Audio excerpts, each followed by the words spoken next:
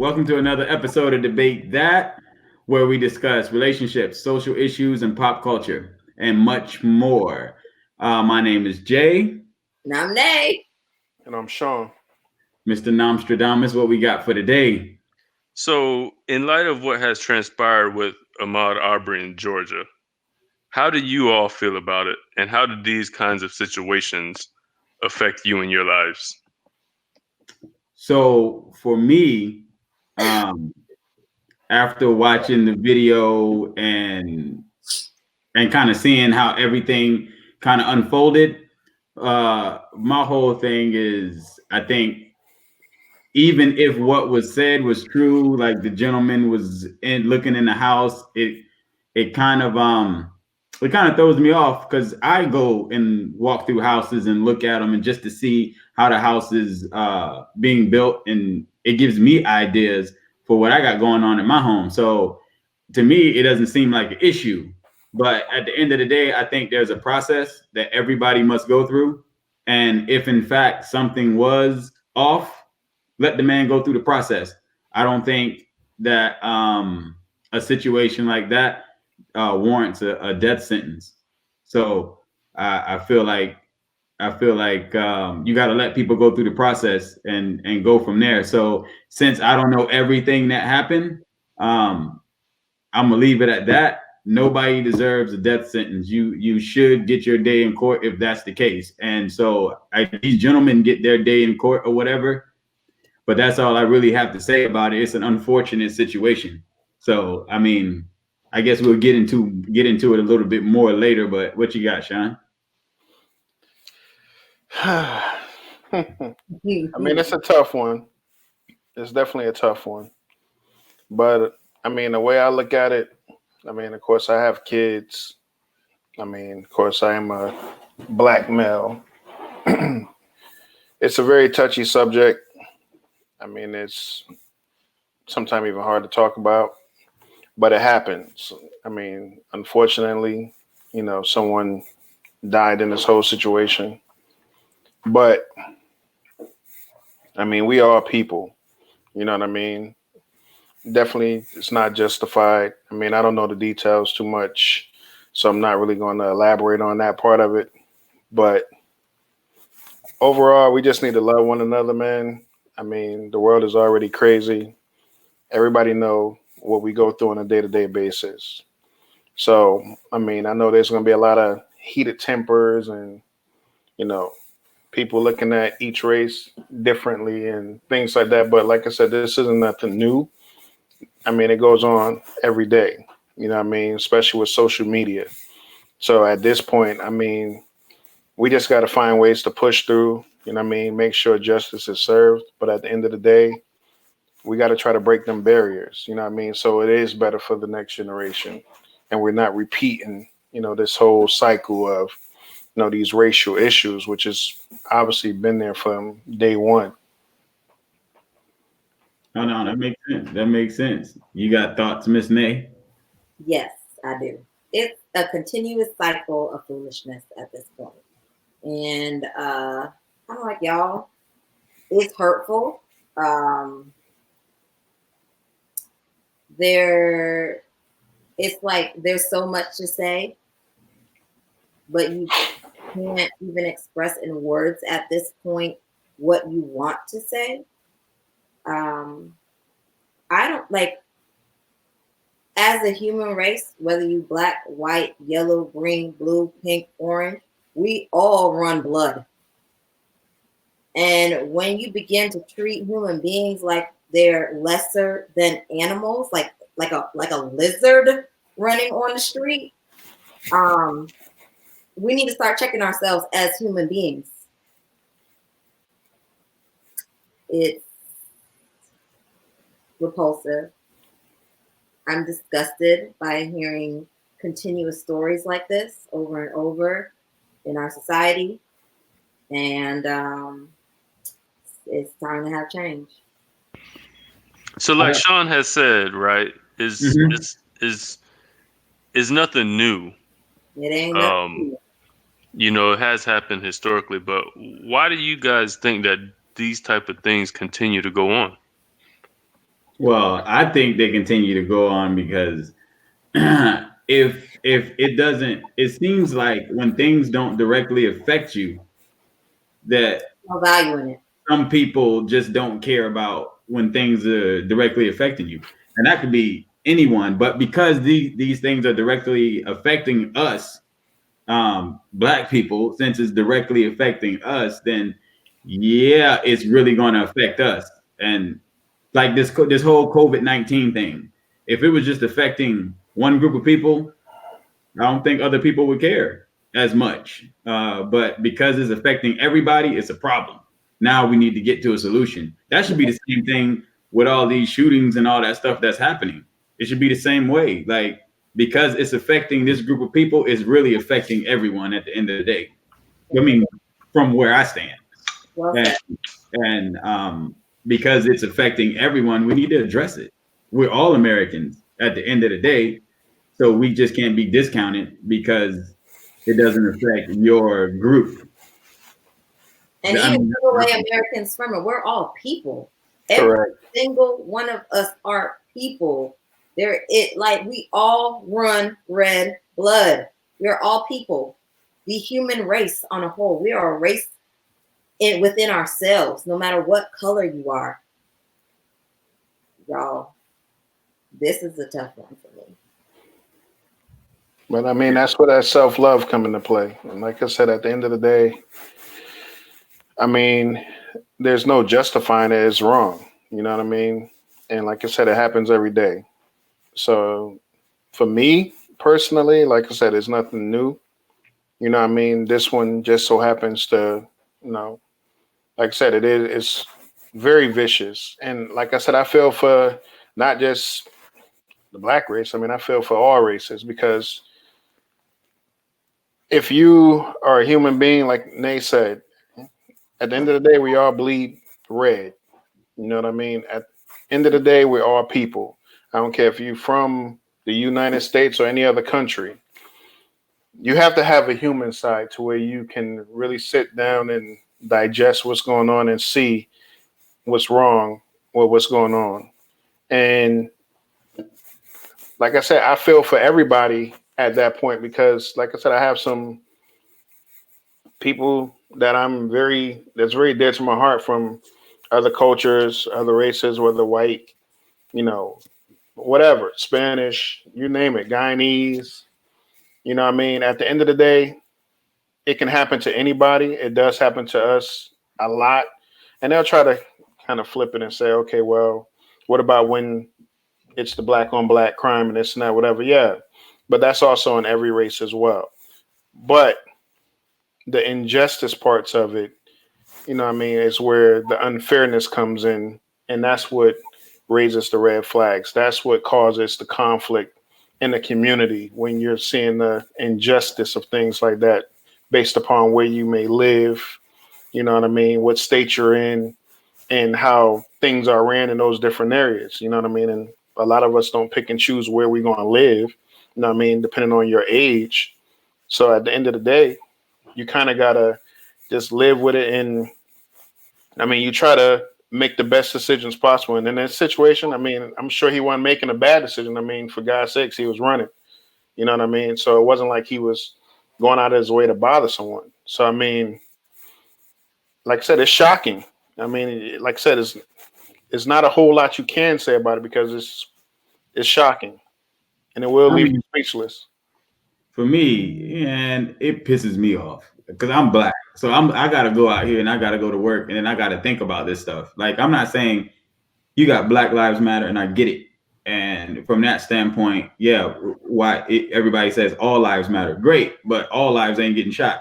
Thank you. So for me, black people are getting shot. I got little kids that happen to be African American. Like, I get it. When my kids go out and they go play, that they're young.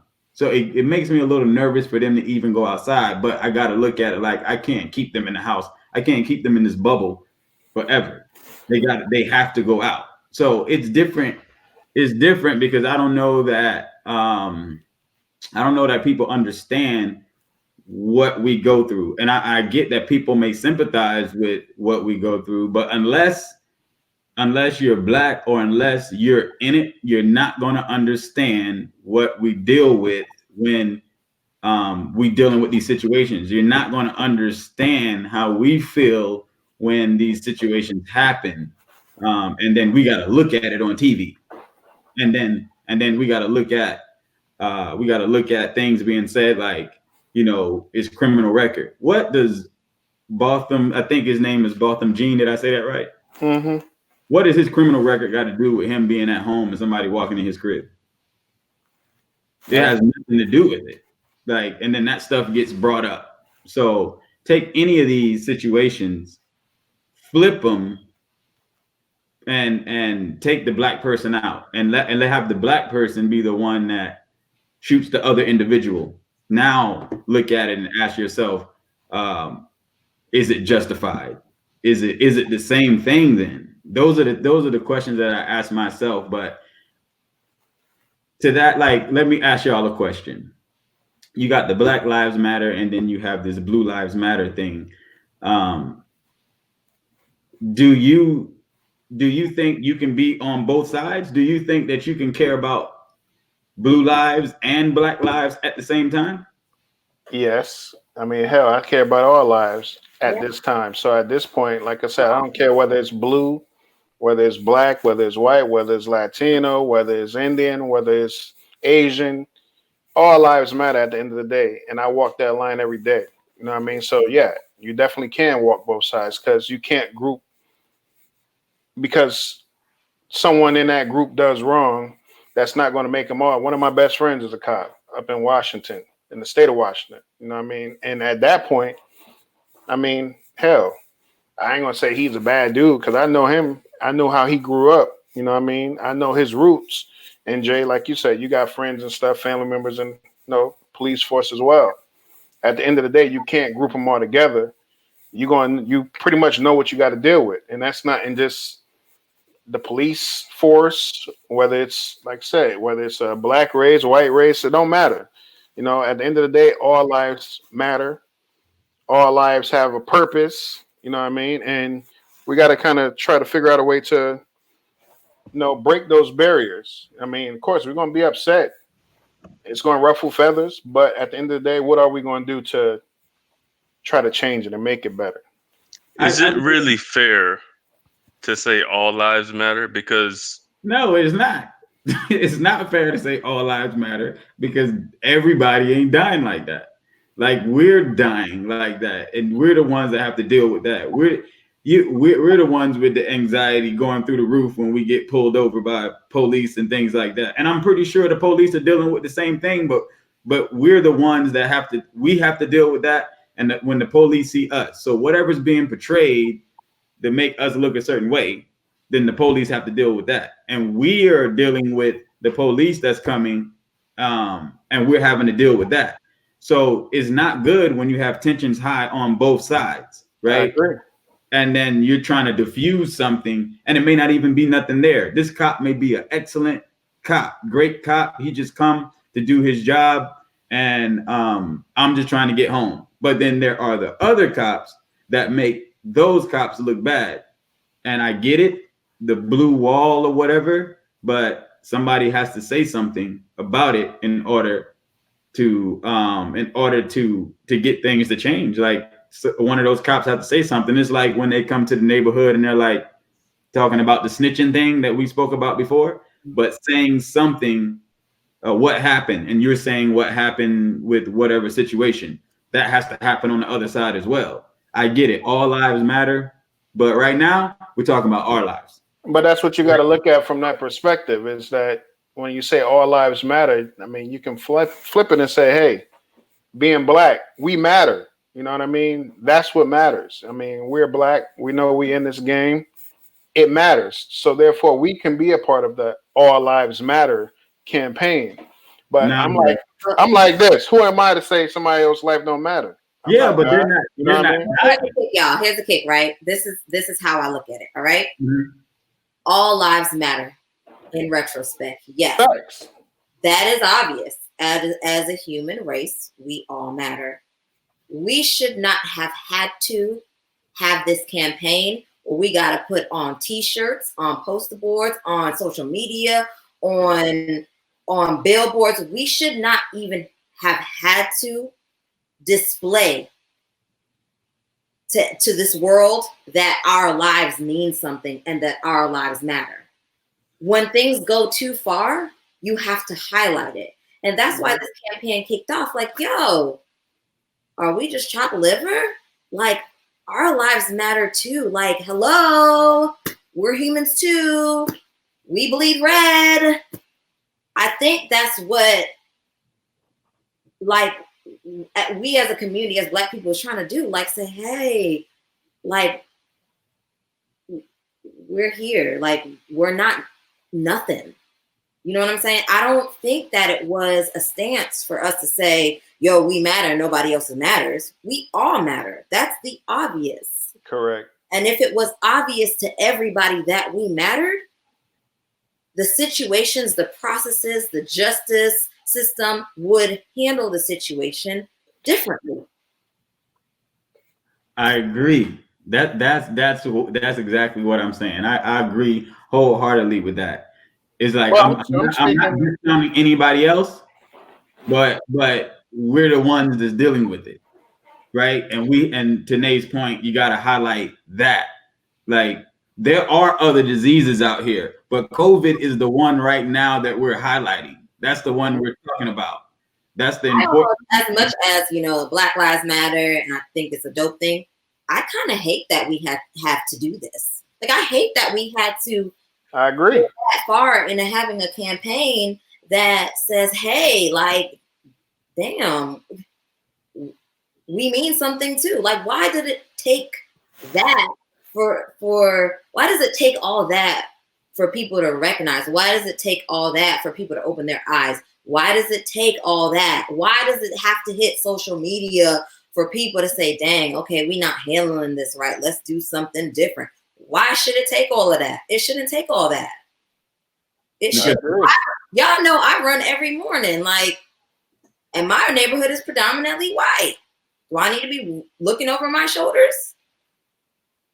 The nonsense has to stop at some point. No, you're right. You're right. And the only thing about it is I just feel like what I'm trying to look and see what I can do to help the situation, because the only person I can control is me. So I'm just trying to look at what I can do to help the situation, to better the situation. So, you know, I got friends that are cops. I got family members that are cops. So I'm not out here saying I hate police or anything like that. It's just Uncle, that's a cop. Certain people, I mean, you got to step up or you got to get out the way. Something has to be done, right? You can't sit here and stand by and let it happen and then not say anything about it. And it's tough. Like, for a woman, I can't, it's certain things, right? So like I said before, I don't think people are going to understand certain things that we deal with, that we have to go through, or how we feel right now, right? I can't tell a woman how she feels in the workforce when she's getting looked over for a certain position. You know what I need to do? Shut up. That's what I need to do. Because there's nothing I can tell her that I can say, well, I understand what you're going through. No, I don't. I'm a man. I'm not going to understand what she goes through. She has her own certain set of circumstances that she deals with, and I'm not going to understand. Can I help? Sure. I can be there to facilitate when she needs me to do something. But other than that, I can't say I understand what she's going through. It's just not going to happen. And this is the same situation. If you're not going through it, if you're not dealing with it, you can't tell me you understand what I'm going through right now. It just, to me, that don't make sense. Yeah, but that's a generic response though, because people are going to tell you that I understand what you're going through, even when it comes to the loss of a loved one or something like that. You know what I mean? Yeah, if you lost a loved one, then you can say it. That's what sympathizing is. No, exactly. But that's what I'm saying. That's a generic response. You know what I mean? No, I understand. You know what I mean? And you trying to, you know, show empathy and stuff like that. But for the most part, like I said, you have to look at the bigger picture and say, hey, yeah, what's being done? It's been done since day one. It's nothing new under the sun. You know what I mean? History repeats itself. But at the end of the day, where do we fit in? What can we do? And like Nate said, you shouldn't have to campaign so hard because you have a different color. You know what I mean? To show that, hey, I matter. No, you know what I mean? What can you do to, kind of basically, like I said, break them barriers? You know what I mean? And be a part of the healing part of the whole situation. Because, like you said, all cops ain't the same, all people ain't the same, whether you black, white, or whatever. You know what I mean? You got idiots in all of them. So at the end of the day, how you choose to move is going to dictate, what your vision is and what kind of, you know, path you're trying to set for, the future for your kids and stuff like that. You know what I mean? So let's speak on that. How about when it comes to your kids? How do you teach them to move depending on the neighborhood that they're in, depending on the people they encounter? If they encounter cops, like if you get pulled over, you see the red and blue lights flashing in your head, in your rearview mirror, your butt pucker up a little bit sometimes. You know what I mean? How do you teach your kids to deal with that? Well, you got to understand, for an example, you know what I mean, just real quick, like I grew up here in Florida, also in Connecticut, right? I mean, Connecticut, I wasn't in no, white area and nothing like that. So at the end of the day, we were kind of taught that from day one. You know what I mean? Just, hey, you and your cousins, y'all stick together. And we're around our own kind at that point. You know what I mean? So those principles don't change. Right. You know what I mean? Just because, your neighborhood is predominantly white. No. You had them same social issues in a neighborhood that might be predominantly black. You need to look out for one another. Make sure y'all watching out. Don't go here. If you know this is a problem area, them principles don't change, and it ain't going to change no matter, at least for me, it ain't going to change because, my neighborhood might be more of a melting pot. You know what I mean? It's going to be the same thing. Yo, in my neighborhood, I'm rolling. My neighborhood is late at night, and the some people around here, and I got a mixed neighborhood, so people around here have their blinds open. It's like 9 something at night where I come from. Oh, you can right through with the lights in the house on. During the day, you may open the windows or whatever during the day, let some air in, let some sun in. But at night, everything is closed. I can literally see through these people's house. Mm-hmm. Like for my kids and the things that I'm teaching them is stuff like you got to pay attention to the details. I always say, right, the devil's in the details. So, certain things, if you see somebody walking in the store, you're in Florida, it's 112 degrees below hell, and somebody got on a whole trench coat, like something's wrong.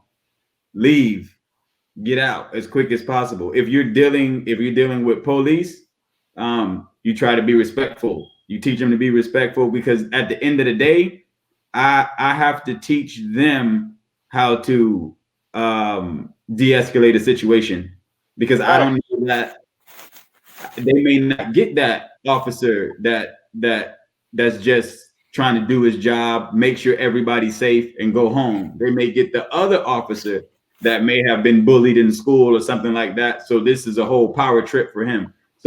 Or her. So with my kids, be respectful or whatever, because you need to get home. But even that sometimes, as we can see, don't work. So you just try to do the best you can to make it home at the end of the day. I don't like, we got OBT here. You won't catch me on OBT at certain times just because I'm trying to avoid certain issues, right? I'm at night, I'm home. I just don't want to deal with certain stuff. Unfortunately, I just don't want to deal with it. It's just not something I want to deal with, and I want to get home because I got other things that I need to do. I don't know. Do y'all deal with that like that? I think that's what I'm, I have a younger daughter, as you guys know, and, she is in the process of, she doesn't fully understand the way our world is, but little by little, she's understanding little inclinations here and there. I think for me, teaching our children not to harbor that resentment, that bitterness, that anger, because as they get older, I feel like in order to break some of these chains that have rapidly increased throughout time.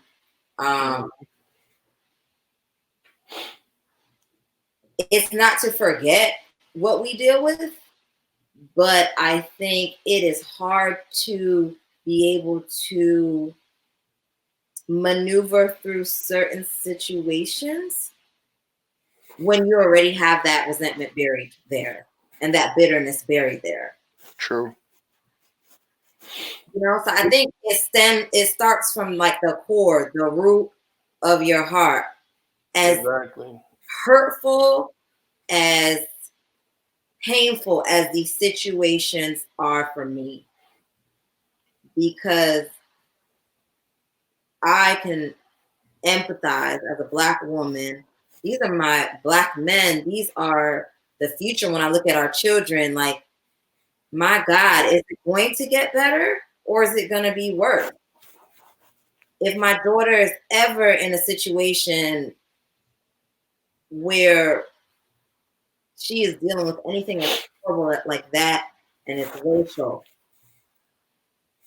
I don't know what I'd be able to. I don't know how to omit other people's actions, but I think in order for our actions to be a certain way, it got to start. It just has to start here.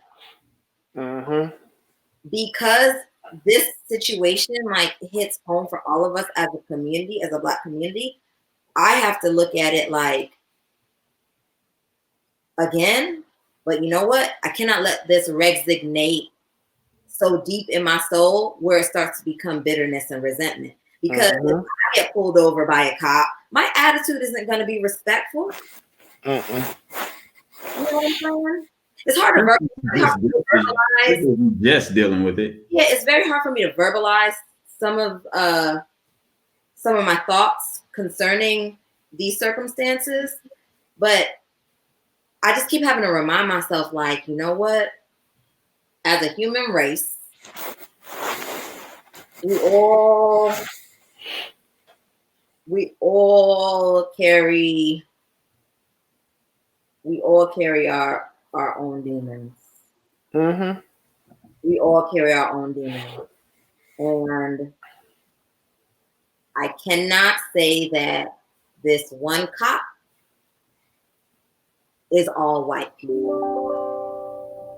Correct. And I think moving forward, if our children can have that mindset, and our children's children, and we as a culture can come together and tighten up together and just remind ourselves, like, you know what, us hating the opposing races isn't going to help neither. Us harboring resentment and bitterness isn't going to help our situation neither. So let's be better than what they might portray us to be. Yo, why? You know, when I look at kids don't see none of that. I dropped my son off at school one day, and he get out of the car, and he runs over to his friend who happened to be white, and they hug each other, and they're just laughing and joking and enjoying one another, and they don't care that he's white or he's Black. It doesn't matter. And we're whole adults, and we can't get that right. Nope. So that's what my point was when it comes down to, like you said, you see examples like that, and why I said, you know, yes, I look at when you say all lives matter, I'm thinking of ourselves and saying, you know, we're on the forefront. We matter. You know what I mean? We are a life that matters in this world.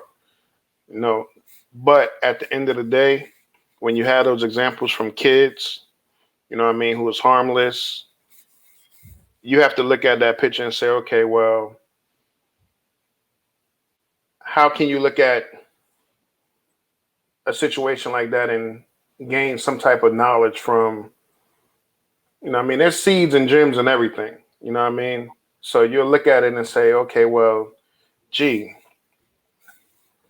that's one of my kid's best friends. And I got the same situation, Jay, with, you know, my son here, you know what I mean? And they don't understand too much about the whole racial situation, stuff like that, which is fine, you know what I mean? But be proud of who you are, which is what I definitely preach, you know, recognize who you are, what you are, and you stand with it. But at the end of the day, when I think of when you have a heart of compassion for other people, you got to think of, well, damn, I wonder how they feeling. All right, is that kid worried about my son switching up on him because of what's going on in this world today? Is he going to treat me any different? You know what I mean? Versus the cool, genuine friendship that they've had, but because of what's going on in this world, is my son going to come at him totally sideways and be like, nah, I ain't messing with him, which is what Nate's saying. Those seeds that you plant and those paths that you make for these kids and for this future, you got to be careful with what seeds you planting. Yeah. You know what I mean? So you're not planting them hate seeds in there to where it ain't going to make a difference. Because at that point, yeah, it's going to trigger anything. Like you said, next thing you get pulled over by a cop and you might have a person trying to flex on you. But overall, it might just be a simple traffic stop and you can get let go. I mean, I've done got stopped. I got stopped right over there off of Leicester one night, and it's dark. You know what I mean? And I'm like, I always say, you know how fast you going?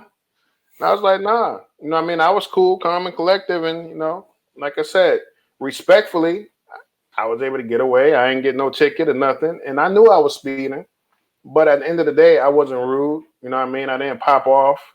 I didn't get on the defense. You know what I mean? At the end of the day, there's nobody perfect in this world. All we can do is the best we can, you know what I mean? And try to, teach one. You know what I mean? Each one, teach one. You know what I mean? You have to. I don't think we have that luxury to have a bad day. I don't think you have a luxury to have a lot of stuff on your mind and it comes off the wrong way. It has nothing to do with the officer, everything to do with what's going on in your life. And we all have situations that go on in our life. You gotta be a professional when it comes to that and then be able to, all right. Because when that happens, it's bad because my anxiety shoots through the roof because in my head, it just plays back what's already happened. Not to say that that's going to happen right now, but that just lets me know, okay, you got to switch up and this is what it is and get home.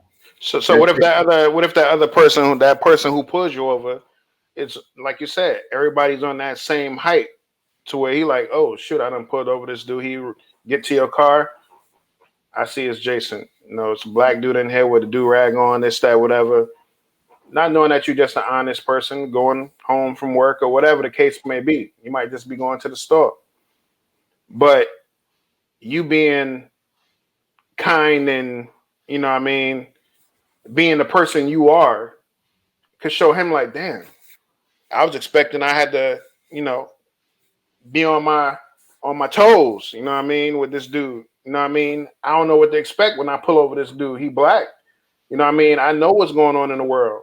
So for you to have a peaceful conversation, he'd be like, all right, no, everything cool. Just want to make sure everything's straight, whatever the case may be, even if it was a BS pullover. At the end of the day, if you kill him with kindness, you don't know how that might have triggered the situation as well to say, damn, I was expecting a intense conversation once I realized that I pulled over this black dude.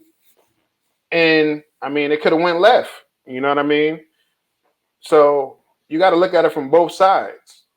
I am looking at it from both sides. Oh, yes, I'm going to keep that conversation as cool and calm as possible so I can get up out of there. So that's going to happen for sure. It's just in the back of my mind. Mm-hmm. I know that anything could go wrong. But let's not forget, you guys are talking about having a run-in, not a run-in, but having an interaction with a police officer. Ahmaud Arbery, those two individuals weren't police officers. So how do you teach your kids, or how do you handle interacting with somebody else who think they're Captain Kirk and just for whatever reason, like maybe they had a bad day, but at the end of the day, they're not doing a job. Yeah, they're trying to be Captain Saver. whatever. Again, it's back to the same thing. One of the gentlemen was a former cop. Mm-hmm. He was an but back to the same thing. We're dealing with perception here. So you're looked at a certain way when you're moving around. So you got to understand. It's like you gotta take a whole psychology class because of a way a person is looking at you or whatever, and you got to be able to look and understand what's going on. Like in that situation, that gentleman had to try to figure out everything that's going on within a few seconds. And it just didn't work out for him, right? Unfortunate, it shouldn't even gotten to that. But to teach my kids that, it's like that's like a whole life course. Like you do the best you can to try to prepare them, but you can't prepare them for everything. Some things they're just gonna have to go through, and everything that you've taught them, they're just gonna have to use that to get out of it. And I just hope they never have to deal with that, especially at a young age. I don't know them. I agree. I mean, it is tough, but at the end of the day, like I said, I'm proud of who I am. I know how I was raised, and that trickles down to, my kids as well. So that foundation is everything. You teach your children how to move. Like I said, since we were younger, my grandmother, like I said, my grandmother, my aunts, my uncles, and there was a whole lot of us. All went to school together, everywhere. So at that point, whether we was going to the store, you look out for one another. But at the end of the day, it's all about just being mindful of others, mindful of where you at, mindful of the people and the things around you. You don't be so blindsided to where, anybody can walk down the street and, not expecting anything to happen. But at the end of the day, things happen.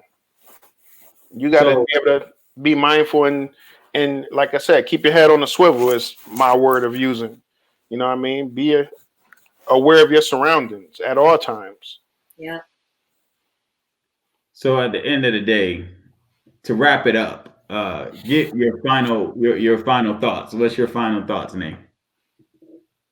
Man, can't we all just get along? Nice and simple, huh? Can't we all just get along? Crying out loud. That's my final thoughts. Okay. Debate that. Sean. Like I said, I moved here to Florida some years ago, and it became a melting pot, for me, with all the different friends and stuff I have of different ethnicities, whether you white, like I said, from the islands or whatever, at the end of the day, I think all lives matter. I know all lives matter. Like I said, if you have a heart of compassion, there wouldn't be no other way. We're going to have hurdles in life. Those hurdles are constantly there. It's just, how are we going to continue to jump them and try to figure out a way to make things better and not really sit back on the situation and, dwell on what's technically wrong, but what can we make right going forward? Okay. And for my final thoughts is, Black lives do matter because we're definitely the ones out here that's dying. And to me, you're right, all lives matter, but all lives would matter more when this stuff changes. Then we know all lives matter. For me. But at the end of the day, I just hope that I hope this gets better, and I don't know that it's going to be 100% in my lifetime, but hopefully in my kids' lifetime, things can become better. And I just hope that and pray that everything works out here. And I also just pray that we all are able to pull this together at some point, man. I'm just tired of hearing about these stories, man. I'm over it. I'm tired. I'm just overhearing these stories and dealing with all this stuff, and I understand everybody has a job to do. Everybody's dealing with stuff, but like Nate said, can't we all just get along? And at the end of the day, that's it for me, man. I'm just tired of hearing this stuff. But with this episode, we're gonna go ahead and wrap this thing up. Nate, I'll let you take it away. So thanks again, guys, for joining us in another episode. I'm asking you guys to all really take heed to some of the things that we're saying. Go back home, get together with your people, and debate that. Peace. Bye.